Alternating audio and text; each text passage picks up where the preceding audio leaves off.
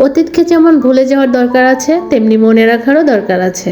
ভুলে যেতে হয় নিজের জন্য, আর মনে রাখতে হয় কিছু মানুষকে জবাব দেওয়ার জন্য। আসসালামু আলাইকুম, কেমন আছেন সবাই?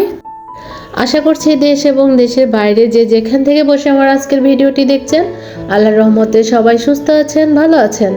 আলহামদুলিল্লাহ, আমরাও ভালো আছি। নতুন আরও একটি ভিডিও দেখার আমন্ত্রণ জানাচ্ছি। আশা করছি আমার আজকের ভিডিওটি আপনাদের কাছে ভালো লাগবে।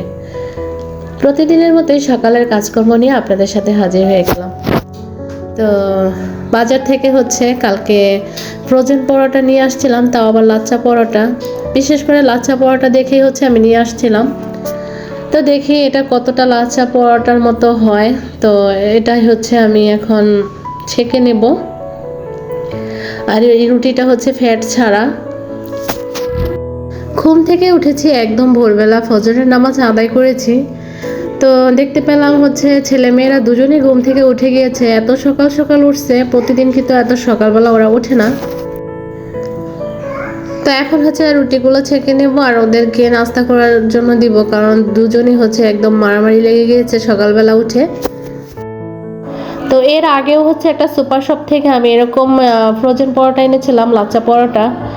পরোটাগুলো এত সুন্দর করে একদম লাচ্চা সেমাইয়ের মতোই লাগছিল, খেতে অসম্ভব মজার ছিল। তো জানি না এগুলো কেমন হবে, ছেঁকার পরে বুঝতে পারবো আর কি।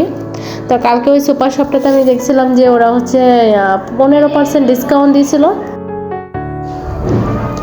তো আজকে ভয়েস দিতে গিয়ে এত সমস্যায় পড়তে হবে আমি বুঝতেও পারিনি। মেয়েটা আমাকে এত ডিস্টার্ব করতেছিল, কি বলবো। আর বাচ্চা মানুষ সবসময় আসলে এরকম করে না। আমরা কিন্তু নিজেকে দিয়েও অনেক কিছু বুঝতে পারি।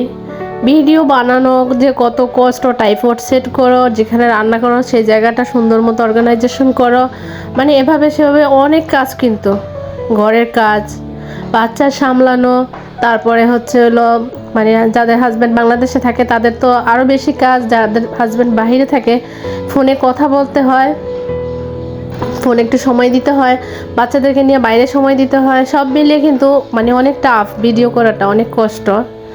তো এত কষ্টর পরেও যদি আমরা একজন আরেকজনের কষ্ট না বুঝি, সেটা কিন্তু আসলেই কি বলবো, আর বলার ভাষা নাই। আপনি যেরকম কষ্ট করতেছেন আমিও এরকম কষ্ট করতেছি। তো প্লিজ ভিডিওটা পুরোটা না হোক অর্ধেক দেখে যান। এটা নিয়ে অনেকবার বলা হয়েছে, ভিডিওতে কিন্তু ওয়াচ টাইম হচ্ছে না। আপনাদেরও যেমন হচ্ছে না, আমারও কিন্তু হচ্ছে না, ঠিক না? এরকমই। তো আমার মনে হয় সবাই একত্রবদ্ধ হয়ে কাজ করা উচিত। কারণ আমি যে আপনার ভিডিওতে যে কমেন্টস করছি, এই কমেন্টস করতে গেলেও কিন্তু অনেকটা সময় লাগে। যেমন আমি বিশেষ করে আমারটাই বলি, আমি যাকে কমেন্টস করি, কমেন্টস লিখতে লিখতেও না 5 মিনিট হয়ে যায়।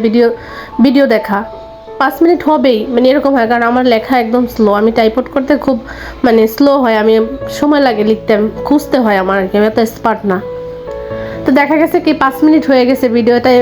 তো এরকমই তোমরা লেখো, ভিডিওটা অন করে লেখো। কমেন্টস করতেছো, ভিডিওটা অন করে কমেন্টস করো। এতে করেও কিন্তু 2 মিনিট 3 মিনিট 4 মিনিট কিন্তু একটা জায়গায় ওই ওয়াচ টাইমটা জমা হয়। তো এই উপকারটুকু না হয় অন্তত করো। আমার না খারাপ লাগে, আমি জানি, কারণ আমার প্রত্যেকটা আপু ভাইয়ারা প্রচুর পরিশ্রম করে, অনেক পরিশ্রম করে, আমার থেকেও বেশি পরিশ্রম করে। আমার তো 2টা বাচ্চা, আমি কোনো রকম সামলে নিয়ে করি আর কি।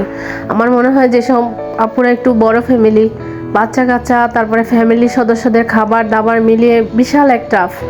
আমার খারাপ লাগে যে আসলে আমি ভিডিওতে একটু কমেন্ট করে চলে যাব, স্বার্থপরের মতো না দেখে, নিজের কাছে না নিজেকে চোর চোর মনে হয়। বিশ্বাস করবেন কিনা জানি না। ওই জায়গা থেকে হলো আমি ভিডিওটা ফুল, যাদের ভিডিওটা বড়, ফুল না হলেও হাফ দেখার চেষ্টা করি। যাই হোক, লাচ্চা পরোটার রিভিউ দিচ্ছে। আসলে এটা লাচ্চা পরোটা কিনা আমি জানি না, অনেক চেষ্টা করতেছি এটা লেয়ার কোথায় আছে খুব খুঁজতেছি। আমার বাচ্চা খুব এক্সাইটেড ছিল লাচ্চা পরোটা খাবে। তো আমি ওকে যখন ছিঁড়ে দিচ্ছি তখন বললাম, বাবা এটাই লাচ্চা পরোটা, কি করবো আর। তো ও বলছে যে এটা তো তুমিও আম্মু বানাইতে পারো। তো বলছে যে ঠিক আছে, এটা একটু স্পেশাল, খাও। তো ও খেয়ে নিয়েছে, আর আমি খেতে বসে হাজারোভাবে চেষ্টা করতেছি দেখি কোথাও আছে কিনা। তো দেখলাম যে আসলেই নেই। তো যাই হোক, কিছু করার নাই, দোকানদার আমাকে ঠকিয়েছে, দোকানদারকে আরেকজন ঠকিয়েছে, এটাই নিয়ম। আপনি আমাকে ঠকাচ্ছেন, আপনাকে আরেকজন ঠকাচ্ছে। তো এখন হচ্ছে খাচ্ছি, তবে পরোটা মোটামুটি খারাপ না, ভালোই লাগছিল, একদম সফট। তো এই হচ্ছে, আর এত ভোরবেলা উঠছি, দেখেন ওরা কি করতেছে ঘুম থেকে উঠে, মানে দুইজন কম্বলের মধ্যে এই মাথা থেকে সেই মাথা, মানে এরকম করতেছে।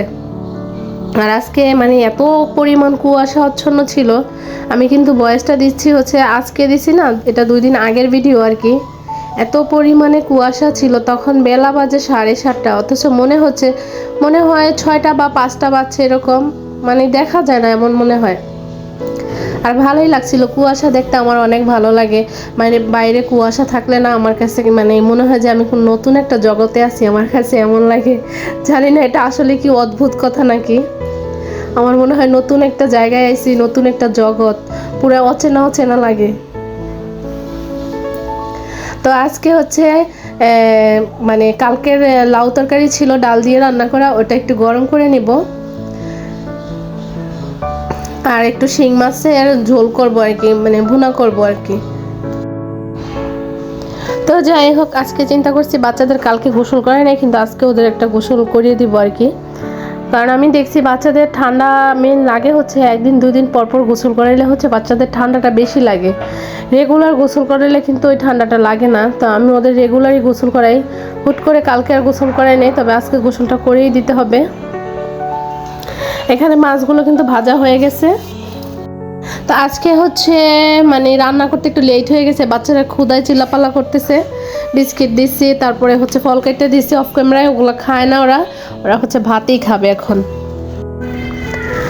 তো এই তো আমার তরকারিটা বসিয়ে দিয়েছি হইতে, এলা যতক্ষণ সময় লাগে, ভাত তো হয়ে গিয়েছে।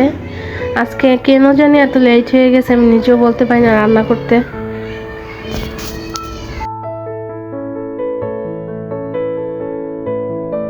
তো দেখতে দেখতে কিন্তু ভিডিওর একদম শেষ প্রান্তে চলে এসেছি। যারা আমার সাথে এই অবধি ছিলেন তাদের অসংখ্য ধন্যবাদ।